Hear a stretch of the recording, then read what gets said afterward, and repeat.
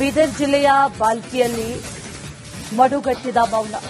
ಬಾಲ್ಕಿಯ ಭೀಮಣ್ಣ ಖಂಡ್ರೆ ನಿವಾಸದಲ್ಲಿ ಆಕ್ರಂದನ ಮುಗಿಲು ಮುಟ್ಟಿದೆ. ತಂದೆ ಪಾರ್ಥಿವ ಶರೀರದ ಮುಂದೆ ಈಶ್ವರ್ ಖಂಡ್ರೆ ಕಣ್ಣೀರು ಹಾಕಿದ್ದಾರೆ. ತಂದೆಯ ಪಾರ್ಥಿವ ಶರೀರವನ್ನ ನೋಡ್ತಾ ಕಣ್ಣೀರು ಹಾಕಿದ್ದಾರೆ ಈಶ್ವರ್ ಖಂಡ್ರೆ.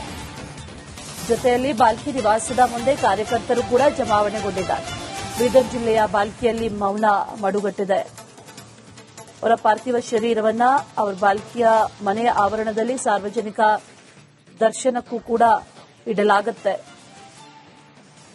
ಇವತ್ತು ಸಂಜೆ ವೀರಶೈವ ಲಿಂಗಾಯತ ಸಂಪ್ರದಾಯದಂತೆ ಅಂತಿಮ ವಿಧಿವಿಧಾನಗಳು ಕೂಡ ನಡೆಯುತ್ತೆ ಅನ್ನೋದನ್ನ ಈಗಾಗಲೇ ಈಶ್ವರ್ ಖಂಡ್ರೆ ಕೂಡ ತಿಳಿಸಿದ್ದಾರೆ. ಅಂತಿಮ ದರ್ಶನಕ್ಕೆ ಈಗ ವ್ಯವಸ್ಥೆಯನ್ನ ಮಾಡಲಾಗುತ್ತೆ. ಅದಕ್ಕೂ ಮೊದಲು ಅವರು ಕಾರ್ಯಕರ್ತರಾಗಿರ್ಬೋದು, ಜೊತೆಯಲ್ಲಿ ಮನೆಯವರಾಗಿರ್ಬೋದು, ಅವರೆಲ್ಲರೂ ಕೂಡ ಭೀಮಣ್ಣ ಖಂಡ್ರೆ ಅವರನ್ನ ನೆನೆದು ಕಣ್ಣೀರು ಹಾಕ್ತಾ ಇದ್ದಾರೆ. ಪುತ್ರ ಈಶ್ವರ್ ಖಂಡ್ರೆ ಕೂಡ ಕಣ್ಣೀರು ಹಾಕಿದ್ದಾರೆ. ಈ ಸಂದರ್ಭದಲ್ಲಿ ಗಣ್ಯರು ಕೂಡ ಅಗಲಿಕೆಗೆ ಸಂತಾಪವನ್ನ ಸೂಚಿಸಿದ್ದಾರೆ. 103 ವರ್ಷಗಳ ಸಾರ್ಥಕ ಜೀವನ, ತುಂಬು ಜೀವನವನ್ನ ನಡೆಸಿದ್ರು ಭೀಮಣ್ಣ ಖಂಡ್ರೆ. ಅವರ ಅಗಲಿಕೆ ನಿಜಕ್ಕೂ ಕೂಡ ತುಂಬಲಾರದ ನಷ್ಟ.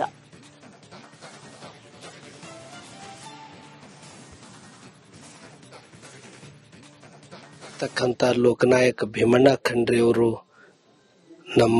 ಅವರು ಅಗಲಿದ್ದಾರೆ. ಇಡೀ ನಮ್ಮ ನಾಡಿಗೆ, ನಮ್ಮ ಸಮಾಜಕ್ಕೆ ಒಂದು ದೊಡ್ಡ ಇದೊಂದು ಶಕ್ತಿ ಕಳ್ಕೊಂಡಂಗಾಗಿದೆ. ನಿಜಕ್ಕೂ ರಾಜಕೀಯ ಕ್ಷೇತ್ರ ಅಂದ್ರೆ ಇದೊಂದು ರೀತಿ ಕಲುಷಿತೂ ಇದೆ. ಅದರಲ್ಲಿ ರಾಜಕೀಯ ಸೇವಾ ಅಂತಿ ತೋರಿಸ್ಕೊಟ್ಟಂತ ಶ್ರೇಯಸ್ಸು ಅದು ಲೋಕನಾಯಕ ಭೀಮಣ್ಣ ಖಂಡ್ರೆಯವರಿಗೆ ಸಲ್ತದೆ. ನಾನು ಬಾಲ್ಕಿ ಮಠಕ್ಕೆ 1993 ಬಂದಿದ್ದೆ. ಒಂದು ನಮ್ಮ ಶಾಲೆಯಿಂದ ಒಂದು ಪ್ರವಾಸ ಇತ್ತು. ಅಲ್ಲಿ ವಿಧಾನಸೌಧಕ್ಕೆ ತೋರಿಸ್ಲಕ್ಕೆ ಕರ್ಕೊಂಡು ಹೋಗಿದ್ರು. ಬಾಲ್ಕಿ ವಿದ್ಯಾರ್ಥಿಗಳಂದ್ರೆ ವಿಧಾನಸೌಧದಾಗ ಅವ್ರು ಬಹಳ ಗೌರವದಿಂದ ಕಂಡ್ರು. ಕಾರಣ ಅಂದ್ರೆ ಲೋಕನಾಯಕ ಭೀಮಣ್ಣ ಖಂಡ್ರೆ ಸಲ ವಿಧಾನಸೌಧದಾಗ ಒಳಗೆ ಹೋದ್ರ ಬಹಳ ಅವರು ಒಳಗ ವಿಧಾನಸೌಧದಾಗ ಮಾತಾಡಿದ್ರೆ ವಿಧಾನಸೌಧನೇ ಹೆದರ್ತಿತ್ತಂತ. ಅಲ್ಲಿ ಅವರೆಲ್ಲ ಹೇಳ್ತಾ ಇದ್ರು. ನಂಗೆ ಇವತ್ತಿಗೂ ಆ ಮಾತುಗಳ ನೆನಪಿವೆ.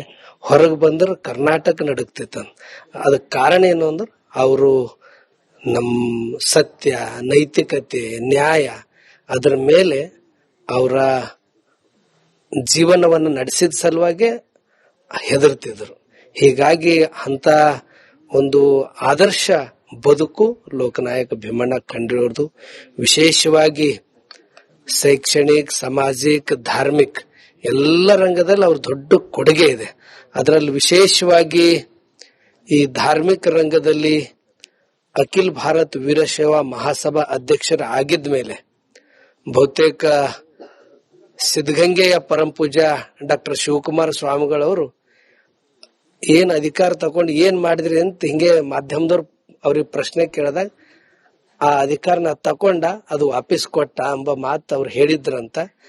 ಅದು ವೀರಶೈವ ಮಹಾಸಭಾ ಕಚೇರಿನೇ ಬಾಡಿಗೆಯಲ್ಲಿ ಇತ್ತಂತ. ಆ ಬಾಡಿಗೆಯಲ್ಲಿ ಇದ್ದಿದ್ದು ಹಾರ್ಟ್ ಆಫ್ ಸಿಟಿಯಲ್ಲಿ ಸ್ವತಃ ಜಮೀನ್ ತೆಗೆದುಕೊಂಡು ಆ ಕಟ್ಟಡವನ್ನ ಕಟ್ಟಿ ಇಡೀ ಸಮಾಜದ ಒಂದು ಹೆಗ್ಗಳಿಕೆಯನ್ನ ಹೆಚ್ಚಿಸಿದವರು ಲೋಕನಾಯಕ ಭೀಮಣ್ಣ ಖಂಡ್ರೆ ಅವರು.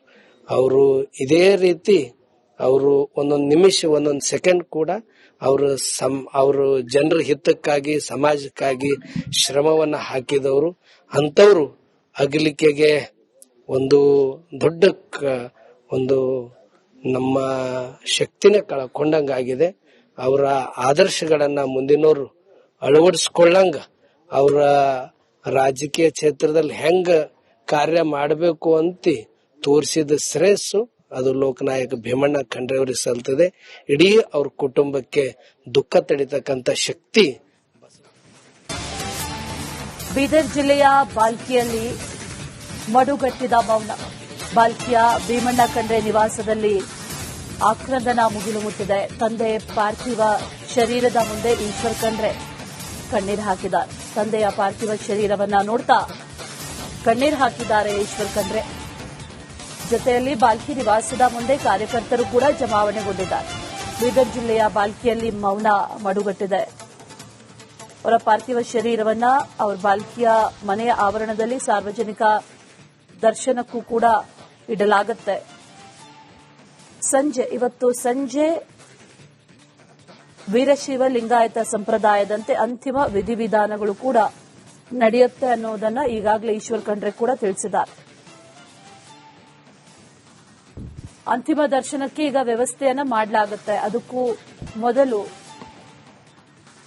ಅವರು ಕಾರ್ಯಕರ್ತರಾಗಿರ್ಬೋದು, ಜೊತೆಯಲ್ಲಿ ಮನೆಯವರಾಗಿರ್ಬೋದು, ಅವರೆಲ್ಲರೂ ಕೂಡ ಭೀಮಣ್ಣ ಖಂಡ್ರೆ ಅವರನ್ನ ನೆನೆದು ಕಣ್ಣೀರು ಹಾಕ್ತಾ ಇದ್ದಾರೆ. ಪುತ್ರ ಈಶ್ವರ್ ಖಂಡ್ರೆ ಕೂಡ ಕಣ್ಣೀರು ಹಾಕಿದ್ದಾರೆ. ಈ ಸಂದರ್ಭದಲ್ಲಿ ಗಣ್ಯರು ಕೂಡ ಅಗಲಿಕೆಗೆ ಸಂತಾಪವನ್ನ ಸೂಚಿಸಿದ್ದಾರೆ. 103 ವರ್ಷಗಳ ಸಾರ್ಥಕ ತುಂಬು ಜೀವನವನ್ನ ನಡೆಸಿದ್ರು ಭೀಮಣ್ಣ ಖಂಡ್ರೆ. ಅವರ ಅಗಲಿಕೆ ನಿಜಕ್ಕೂ ಕೂಡ ತುಂಬಲಾರದ ನಷ್ಟ.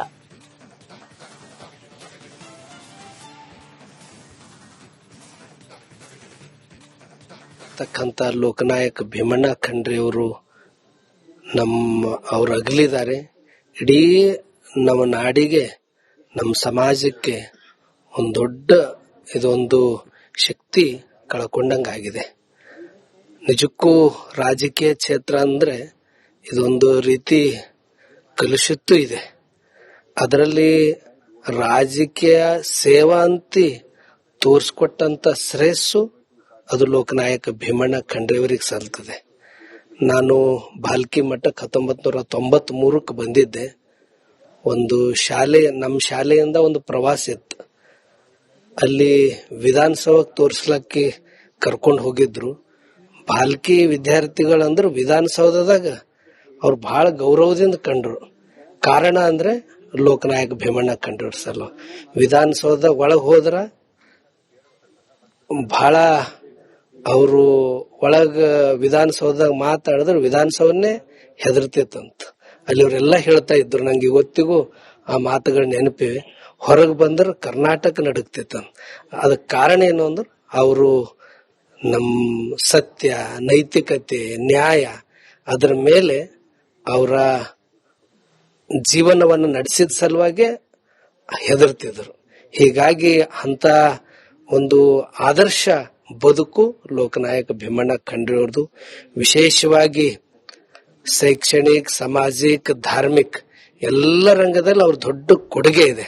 ಅದರಲ್ಲಿ ವಿಶೇಷವಾಗಿ ಈ ಧಾರ್ಮಿಕ ರಂಗದಲ್ಲಿ ಅಖಿಲ ಭಾರತ ವೀರಶೈವ ಮಹಾಸಭಾ ಅಧ್ಯಕ್ಷರ ಆಗಿದ ಮೇಲೆ ಬಹುತೇಕ ಸಿದ್ಧಗಂಗೆಯ ಪರಮಪೂಜ್ಯ ಡಾಕ್ಟರ್ ಶಿವಕುಮಾರ ಸ್ವಾಮಿಗಳವರು ಏನ್ ಅಧಿಕಾರ ತಗೊಂಡು ಏನ್ ಮಾಡಿದ್ರಿ ಅಂತ ಹಿಂಗೆ ಮಾಧ್ಯಮದವ್ರು ಅವ್ರಿಗೆ ಪ್ರಶ್ನೆ ಕೇಳಿದಾಗ ಆ ಅಧಿಕಾರನ ತಕೊಂಡ ಅದು ವಾಪಸ್ ಕೊಟ್ಟ ಎಂಬ ಮಾತು ಅವ್ರು ಹೇಳಿದ್ರಂತ. ಅದು ವೀರಶೈವ ಮಹಾಸಭಾ ಕಚೇರಿನೇ ಬಾಡಿಗೆಯಲ್ಲಿ ಇತ್ತಂತ. ಆ ಬಾಡಿಗೆಯಲ್ಲಿ ಇದ್ದಿದ್ದು ಹಾರ್ಟ್ ಆಫ್ ಸಿಟಿಯಲ್ಲಿ ಸ್ವತಃ ಜಮೀನ್ ತೆಗೆದುಕೊಂಡು ಆ ಕಟ್ಟಡವನ್ನ ಕಟ್ಟಿ ಇಡೀ ಸಮಾಜದ ಒಂದು ಹೆಗ್ಗಳಿಕೆಯನ್ನ ಹೆಚ್ಚಿಸಿದವರು ಲೋಕನಾಯಕ ಭೀಮಣ್ಣ ಖಂಡ್ರೆ ಅವರು. ಅವರು ಇದೇ ರೀತಿ ಅವರು ಒಂದೊಂದು ನಿಮಿಷ, ಒಂದೊಂದು ಸೆಕೆಂಡ್ ಕೂಡ ಅವರು ಜನರ ಹಿತಕ್ಕಾಗಿ, ಸಮಾಜಕ್ಕಾಗಿ ಶ್ರಮವನ್ನ ಹಾಕಿದವರು. ಅಂತವರು ಅಗಲಿಕೆಗೆ ಒಂದು ದೊಡ್ಡ ಒಂದು ನಮ್ಮ ಶಕ್ತಿನೇ ಕಳ್ಕೊಂಡಂಗಾಗಿದೆ. ಅವರ ಆದರ್ಶಗಳನ್ನ ಮುಂದಿನವರು ಅಳವಡಿಸ್ಕೊಳ್ಳಂಗ, ಅವರ ರಾಜಕೀಯ ಕ್ಷೇತ್ರದಲ್ಲಿ ಹೆಂಗ ಕಾರ್ಯ ಮಾಡಬೇಕು ಅಂತ ತೋರಿಸಿದ ಶ್ರೇಯಸ್ಸು ಅದು ಲೋಕನಾಯಕ ಭೀಮಣ್ಣ ಖಂಡ್ರೆ ಅವರಿಗೆ ಸಲ್ತದೆ. ಇಡೀ ಅವ್ರ ಕುಟುಂಬಕ್ಕೆ ದುಃಖ ತಡಿತಕ್ಕಂತ ಶಕ್ತಿ